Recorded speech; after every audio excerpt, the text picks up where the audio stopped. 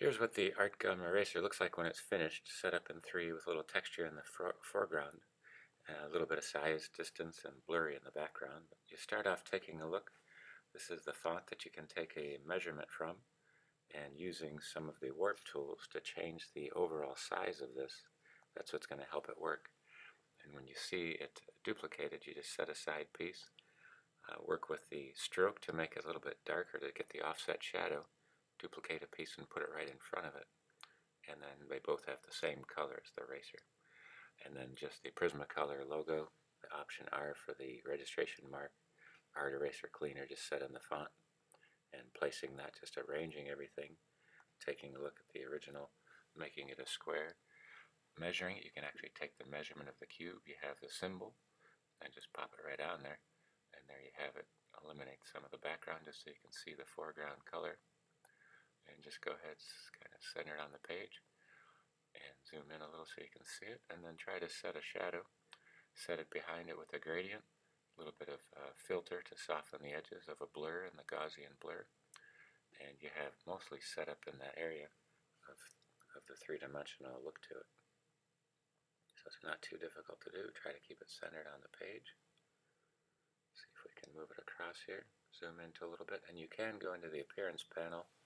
You can add some textures to it, and it's going to give you a little bit of more of a look to it as far as the image. So you have the line, the shape, the value, color, and now some of the textures to it as well. So here it's just showing you all the different segments for it, shading the artwork a little bit so it shows it background. There's the shading of the ball. That helps you place that into that section and gives you the foreground, middle ground, and background of the image. Okay. So once you have this, the type, here it is separate just as a copy, and you can zoom in just to take a look at it so you can see when the mouse goes over, it gives you the base of the type along with what it is curved into. Under the appearance panel, here's the icon if it's not listed on there, and it's under warp and bulge. So this is the warp effect that was taken. You can choose all of them and take a look at it, but chose the bulge just to be the one for this selection. And then when you take a look, you have vertical and horizontal when it goes to the side, left or right, so it's horizontal.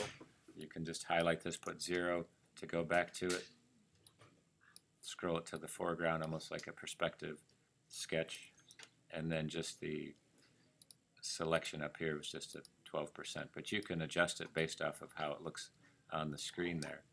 And that is just under effect, under warp this way, which gives you all of these items or objects, and you can do the same thing under envelope. You have all these different changes that you can take a look at to get to the warp function, so it'll make it up on that. So you can do a couple things in that selection, and then once it's done, then you have it placed onto the appearance panel, so you can always go back and edit that section.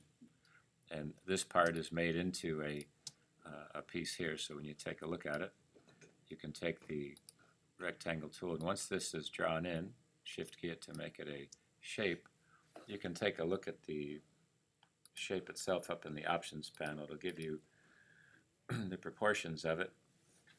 So when you do go to extrude it, you can actually match that selection right into the top there for that piece. So it's pretty easily placed in there. Gives you this selection here. You can take a look.